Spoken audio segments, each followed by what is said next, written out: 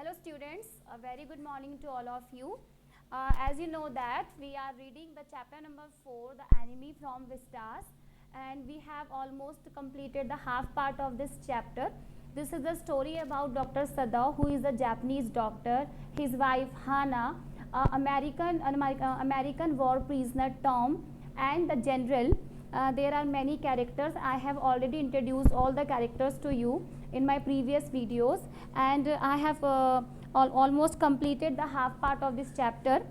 The page number 37 and the third paragraph अभी तक जो पढ़ा है उसे एक बार रिवाइज करवाना चाहती हूँ मैं आपको कि इसमें जो स्टोरी है हाना और डॉक्टर सदाओ की।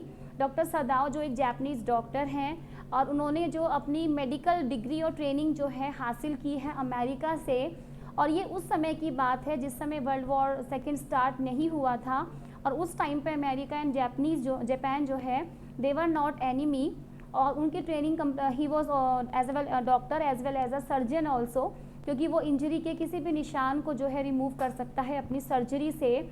उसका जो घर है वो एक कोस्टल एरिया में है जहाँ वो अपनी वाइफ हाना के साथ जो है लीजर टाइम स्पेंड करता है अपने घर के बरामदे में, अपने बरामदा में। तो एक दिन जब वो वहाँ पर थे तो अचानक से उन्होंने देखा कि ओशन से कोई चीज़ फ्लंग ऑफ, जैसे वेव्स के साथ अचानक से कोई चीज़ बाहर आई है, और जब वो नज़दीक से देखते हैं तो it was a human being जो बहुत ज़्यादा इंजर्ड था, काफ़ी ब्लीडिंग हो रही थी। और उसको जब वो टर्न करके देखते हैं तो उसकी आइडेंटिफिकेशन क्या थी कि वो एक अमेरिकन सेलर था, जो कि उनको लगा कि एक वॉर प्रिजनर है और स्केप होकर बचकर वहाँ पर आया है। पहले तो दोनों में से किसी को भी समझ नहीं आया क्या किया जाए उसके साथ। तो हाना ने सजेस्ट किया कि वापस इसको पानी में डाल दिया जाए, क्योंकि एक वो बीइंग एन अमेरिकन जो है वो उनका एनिमी है, और अपने एनिमी को उन्हें ट्रीटमेंट नहीं देना चाहिए, उसको कोई भी हेल्प नहीं देनी चाहिए, उसको रेस्क्यू नहीं करना चाहिए।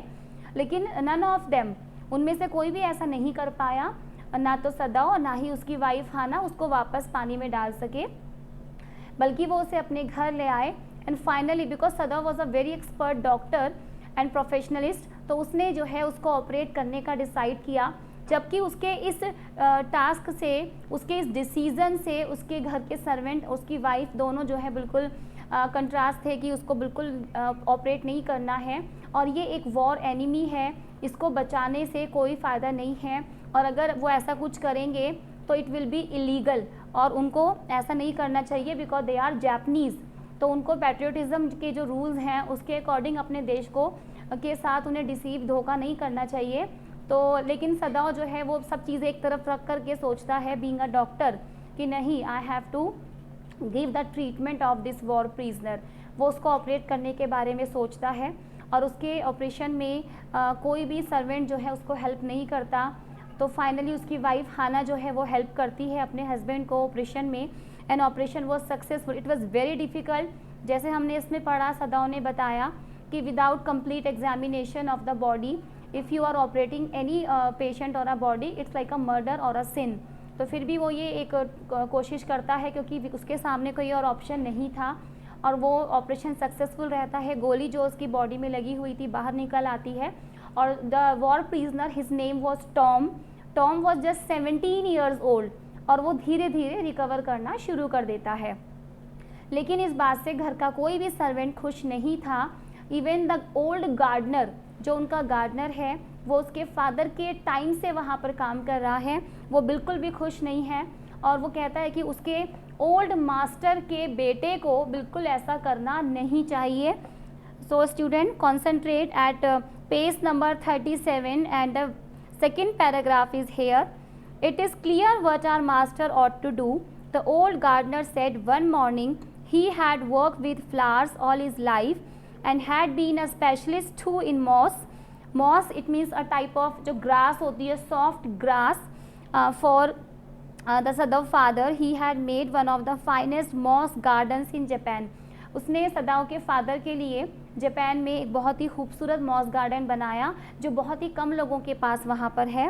Sweeping the bright green carpet constantly so that not a leaf or a pine needle mar the velvet of its surface. तो उतने सॉफ्ट उस ग्रास पे कोई तिनका, कोई लीफ भी ना रहे, वो उसको बहुत केयरफुली उसकी देखभाल करता है। My old master's son knows very well what he ought to do. He knows, said, pinching a bud from a bush as he spoke. When the man was so near death, why did he not let him bleed? कि जब वो मर ही रहा था तो उसको bleeding क्यों नहीं होने दिया? अगर वो उसको ऐसे ही छोड़ देते तो ब्लीडिंग से वो अपने आप ही मर जाता. The young master is so proud of his skill to save life that he saves any life. The cook said contemplatively. She split a false neck skillfully and held the fluttering bird and let its blood flow into the roots of wisteria vine. तो अपने गुस्से को दिखाने के लिए उसने क्या किया? उसी समय एक बर्ड को पकड़ा और उसको जो है मारने के बाद उसके ब्लड को एज अ फर्टिलाइज़र उसने विस्टीरिया वाइन में डाला कि ये जो है ब्लड उसके लिए बहुत अच्छा फर्टिलाइज़र है. तो ये उसके स्किल को दिखाने के साथ साथ उसका एंगर, उसका गुस्सा शो कर रहा है कि जैसा मैंने इस बर्ड के साथ किया वैसे ही मेरे मास्टर को उस अमेरिकन वॉर प्रिजनर के साथ करना चाहिए था. Blood is the best of fertilisers. The old gardener would not let hers waste a drop of it. It is the children of whom we must think. Yumi said sadly, what will be their fate if their father is condemned as a traitor? Yumi जो बच्चों की care taker है वो बहुत परेशान है क्योंकि सिर्फ वो उनको केयर टेक नहीं करती बल्कि वो एक इमोशनली बच्चों से अटैचमेंट भी रखती है. वो ये कहती है कि पता नहीं इन बच्चों का फ्यूचर क्या होगा अगर उनके फादर को ट्रेटर, एक धोखेबाज, एक गद्दार जो अपने देश के साथ धोखा कर रहा है, अगर ये जो है उसको अनाउंस किया जाए, कंडम किया जाए. They did not try to hide what they said from the ears of Hannah as she stood arranging the day's flower in the veranda nearby. She knew they spoke on purpose that she might hear.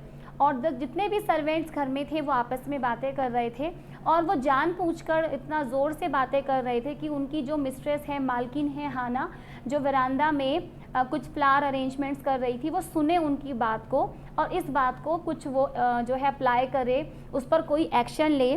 That they were right she knew too in most of her being but there was another part of her which she herself could not understand. उसे लग रहा था कि जो ये कह रहे हैं सही है, लेकिन पता नहीं एक और ऐसा कुछ था उसके मन में जो उसे ऐसा नहीं करने दे रहा था. It was not sentimental liking of the prisoner. She had some come to think of him as a prisoner. She had not like him even yesterday when he had said in his impulsive way, anyway let me tell you that my name is Tom. तो वो जो है उससे कोई sentimental attachment नहीं रखना चाहती थी, फिर भी उस प्रिजनर ने उसको अपना नाम बताया कि उसका नाम टॉम है. शी हैड ओनली बो हर little distant bow. She saw hurt in his eyes. She did not wish to assuage it. Indeed it was. He was a great trouble in his house. तो दोनों ने दूसरे को बो करना मतलब जापानीज ट्रेडिशन में जैसे हम लोग हाथ जोड़कर नमस्ते करते हैं, सैल्यूटेशंस देते हैं, रिगार्ड्स देते हैं, उसी तरह से जापानीज ट्रेडिशन में झुक कर बो करके वो जो है दूसरे को रिगार्ड देते हैं और उसको एक्सेप्ट करते हैं रिगार्ड्स को. तो दोनों ने, टॉम ने और हाना ने ऐसे ही किया in the same way as per. लेकिन जो हाना ऐसा कर रही थी, she was not willingly to do so, क्योंकि उसको पता था this man who is living in her house is really an enemy to her and all the people who are in Japan. As for Sadao, every day he examined the wound carefully. Last stitches had been pulled out this morning and young man would in a fortnight be nearly as well as ever. तो उसको सदाव रोज़ बहुत carefully जो है examine कर रहा था और आज सुबह उसने जब उसका एग्जामिन किया, उसका आखिरी स्टिचेस भी, जो आखिरी स्टिचेस लगा हुआ था उसके उस जख्म पे, घाव पे, वो उसने निकाल दिया. और उसने कहा कि this man in a fortnight. Fortnight क्या होता है? FORT. Fortnight is a period of 15 days. Period of 15 days is called fortnight. तो सदाव ने कहा कि 15 दिनों में लगभग तुम बिल्कुल ठीक हो जाओगे. And carefully then Sadav went back to the office and carefully typed a letter to Chief of Police reporting the whole matter.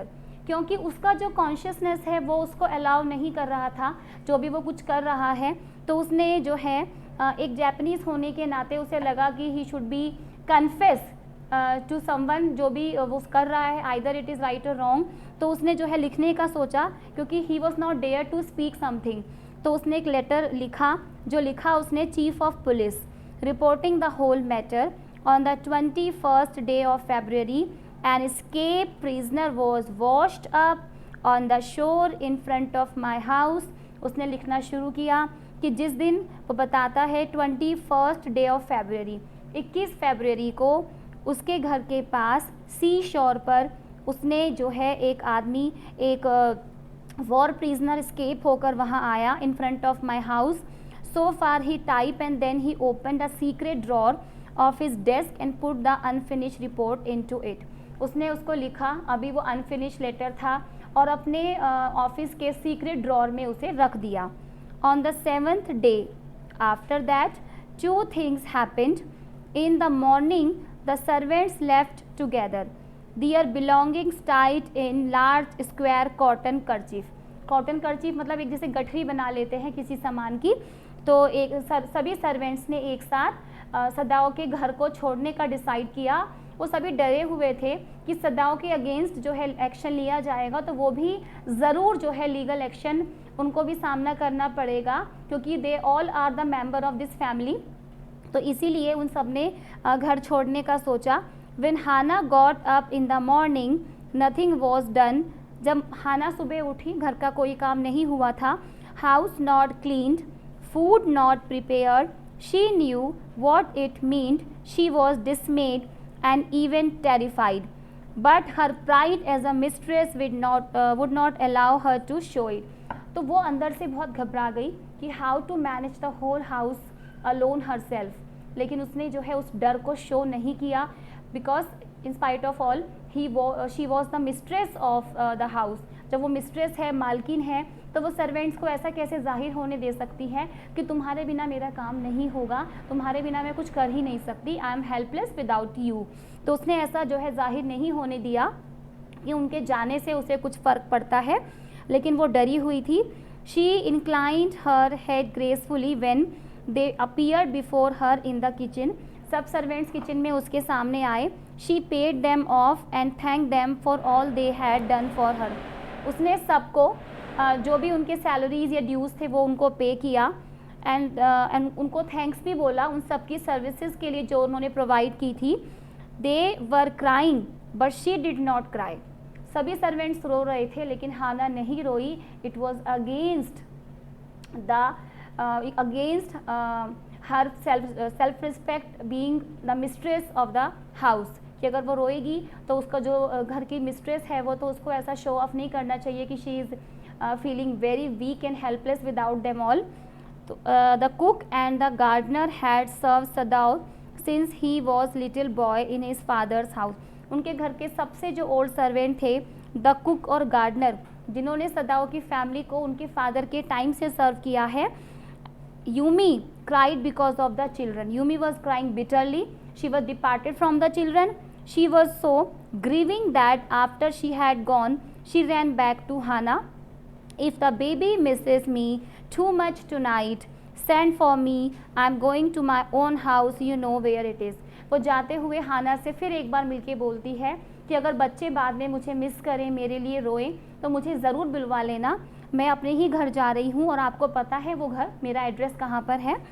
Thank you, Hana said smilingly, but she told herself she would not send for Yumi however the baby cried. वो खुद से क्या सोचती है कि बच्चे चाहे कितना भी रोएं, लेकिन मैं यूमी को नहीं बुलवाऊंगी। She made the breakfast and Sadao helped with the children. Neither of them spoke of servants beyond the fact that they were gone, but after Hannah had taken morning food to the prisoner, she came back to Sadao।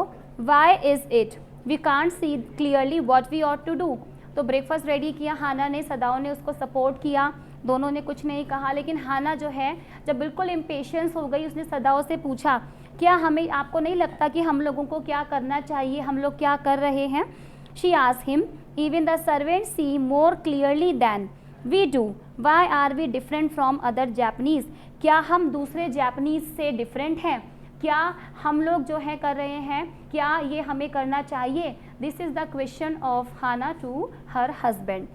So students, I'm just giving 2 or 3 questions to you, that is based upon the reading we have passages today. The first one question is, the question number 1, why Hannah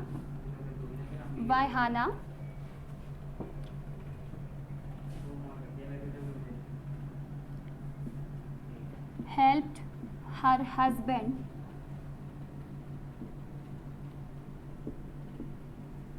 in operation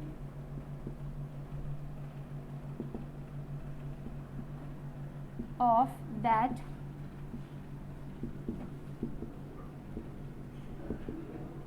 American war prisoner.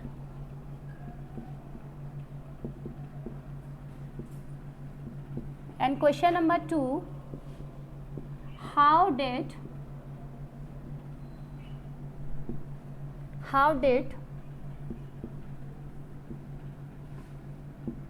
the attitude of Sadao during the operation? हाना ने क्यों help किया सदाव को operation के लिए? और दूसरा question कि सदाव जब ऑपरेशन कर रहा था टॉम का, ये वॉर प्रिजनर का, उसका क्या एटीट्यूड था? What was he thinking at that time? You have to attempt both these questions yourself, and tomorrow I will continue the rest of the part. Goodbye.